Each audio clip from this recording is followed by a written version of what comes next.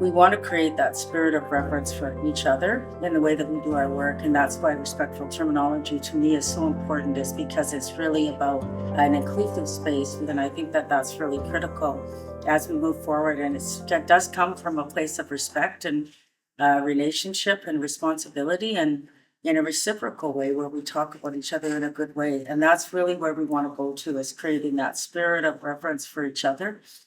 So if we're going to completely say, sort of start from the beginning and say, what does it mean to create this in this way? It has to go beyond the terms, and it has to go how we even think about doing this work.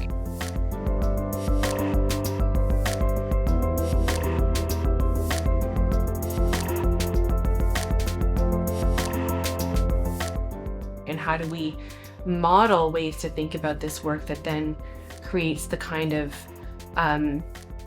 reverence that Camille might talk about, and the ways that we want people to think about how language really matters, and it matters more than the term that you just see as a written term.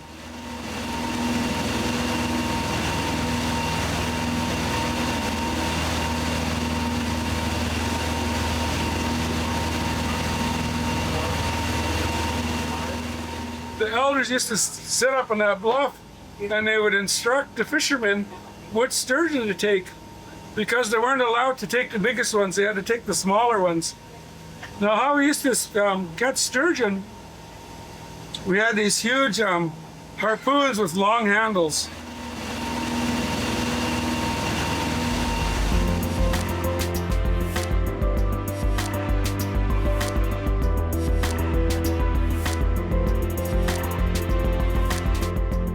And I think that that's really critical, that we actually call people by the names that they call themselves, so that when our community members go into a library or archive or museum, that they're actually looking for themselves by the names that they call themselves, and not looking for themselves using a slur word or antiquated terminology, or using names that have been placed on their communities through colonization.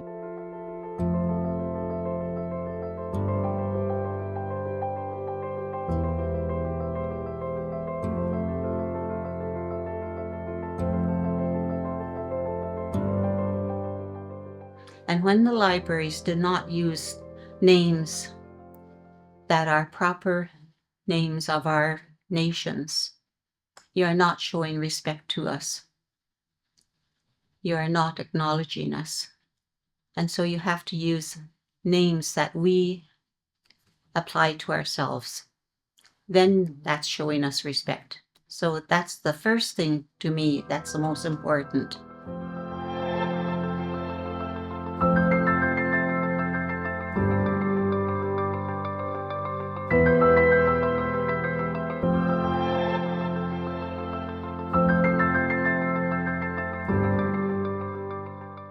I have done my best to lead our people in this area.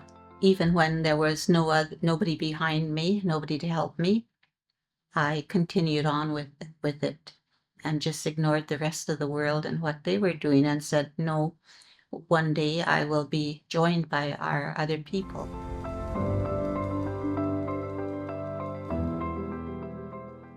And I think that's one of the things that is very difficult, to see the word squaw in a library catalog or in a subject heading, and we see some of the results of that negative terminology. And we know that there's over 5,000 murdered and missing Indigenous women and girls in Two-Spirited. There's no time. No time. The ones that need the most guidance are the non-Indigenous people.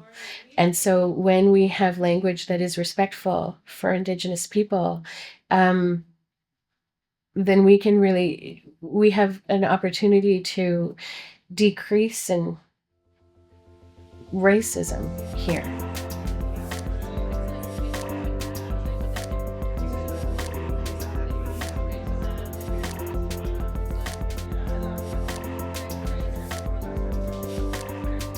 Yeah, we have this curious notion of digital information as immaterial, or very divorced from the material world. But of course, computers are made from the earth. They are part of nature. They are produced by nature, just like, the clothes we wear, the food we eat, the things that make up our bodies. And so I hope that part of what this project can do is help to reinforce that sense that, it's not, digital information is not something that's divorced from the world, and not ethereal, but in fact very much a part of our everyday lives. So it is intended that at the end we would have a tangible platform or suite of tools that could be used to support community created vocabularies. But alongside that is the intention to model or test and figure out what does it mean, all the other things that go along with that. So the governance system, the protocols, how do we make sure we're keeping good care of Indigenous people's data? So I think that's definitely a heavy burden to carry, but it's also a really exciting challenge. And our purpose is to create something that moves forward and stays dynamic.